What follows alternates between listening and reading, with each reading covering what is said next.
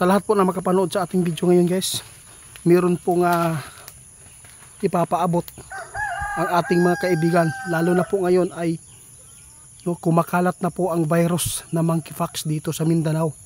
Nakakatakot po ito guys, naunay mi. Naunay ta, meron lang po pabala si kaibigan ngayon na sana ay mapakinggan po ng lahat. Sa lahat po na makapakinig nito, isa po kayo dito ang makapagbigay po ng share po sa makapanood dito. Alam po niyo guys, ang hinuhulaan nating kaibigan noong 2024, hindi pa po nakatamak aning 2025 sinabi ng ating kaibigan na mayroon po mga bagong virus. Alam po niyo guys, ngayon kumakalat na po dito sa Mindanao ngayon ang monkeypox, kaya mayroon ang babala ang ating kaibigan para po ay maingatan po ninyo ang mga kabataan ngayon na maliliit pa kaibigan. Posible daw ito guys, makapagbigay ng lockdown ito kapag dumadami po ang mga sakit na tinatamaan po ngayon. Grabe, sobrang nakakatakot yan. Mas higit pa daw yan sa COVID guys. Sabi ng ating kaibigan, mas maganda pa yung COVID dahil wala po mga sugat-sugat po sa ating mga katawan. Kaibigan, ano po pa ang gagawin po dito kaibigan? Natakot si kaibigan guys. Alam po ba kung bakit? Lalo na yung mga tao ngayon, walang pakialam, pumupunta lang po sa kahit saan-saan po ng mga lugar na maraming tao, naliligo ng dagat, swimming pool. Ingatan po inyo ngayon, huwag kayong lumabas. Mga bata ninyo na 3 taon lang, huwag po ninyong ilabas sa inyong kabayan. Huwag po. Yun po ang natatakutan ni kaibigan. Mas maganda pa yung COVID guys, monkeypox ngayon guys. Kaibigan, bakit po ito nangyayari? Nakakatakot po, para siyang para siyang hangga ba?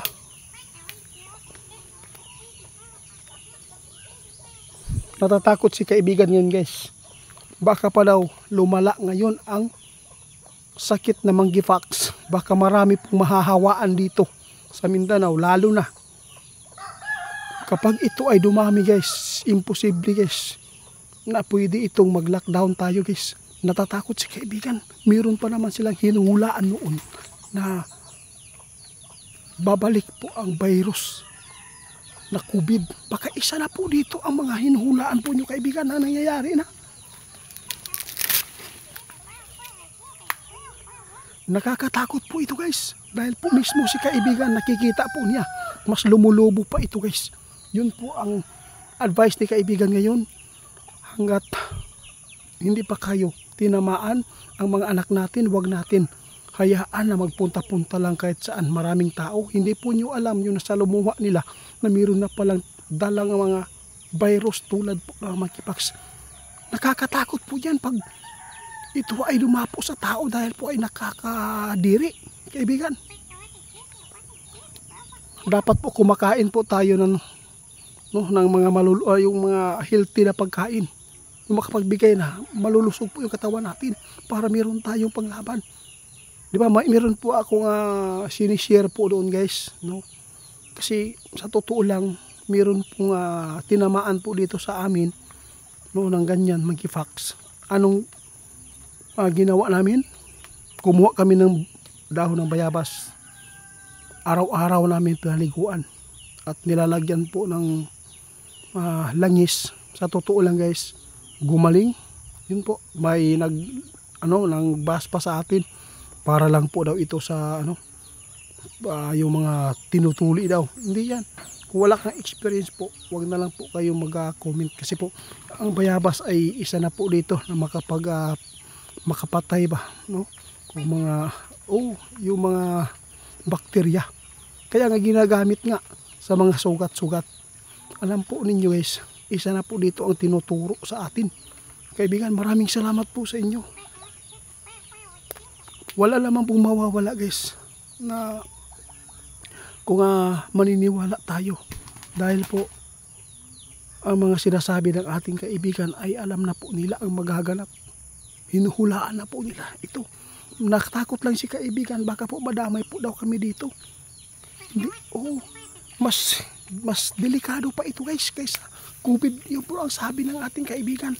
Kapag lumulubo po ito guys, posible itong may mga mangyayari talaga na hindi maganda po sa katawan. Lalo na pag tinatamaan ng mga tao na mayroong diabetic baka po. Naku, ayaw ko na lang sasabihin, medyo masilan po ito guys, kaibigan. Ayaw po ni kaibigan na yung mga hinuhulaan po nila ay magaganap ngayon. Hinuhulaan po ito ng ating kaibigan na mayroon pong virus. Naalala po ninyo guys na mayroon naman pong virus na magaganap, bagong virus na papasok po dito sa ating bansa sa 2025. Sinabi po nila ito, kaya natatakot po si kaibigan ngayon. Baka po lumulubo ang mga nadadapuan nito. Delikado po tayo. Maapektuhan po ang ating trabaho dito sa lugar natin, lalo na yung city at saka yung mga maliliit na lungsod. Delikado po ito guys pag ito ay dumami. Kaya mas maganda na natin, mabigyan kayo ng advice na wag po kayong lalabas po kung hindi po importante. Yung mga anak natin, wag po natin pagala-gala lang po doon para hindi po nila madala ang mga virus doon sa bahay nyo, para hindi po madadamay ang mga bata. Kawawa po, tingnan po natin, may 3-year-old na tinatamaan. Ano po nangyayari ngayon? Nakakaawa po, tingnan. Masakit po yan. Ano po? Salamat po kaibigan. Maraming salamat po sa inyong tulong po sa amin. Buti na lang po na safety ang lugar namin ngayon. Wala naman pong mga sakit po na ganyan. Pero natakot lang kami guys. Medyo sa Tagum may nabalita na tinamaan din ng monkeypox. Alam po ninyo, delikado pala yung monkeypox guys kapag yun ang dumapo sa tao. Dahil po mas maganda pa yung COVID-19 dahil po yung hindi naman po nakakadiri yung sakit na makikita po sa katawan. Salamat po kaibigan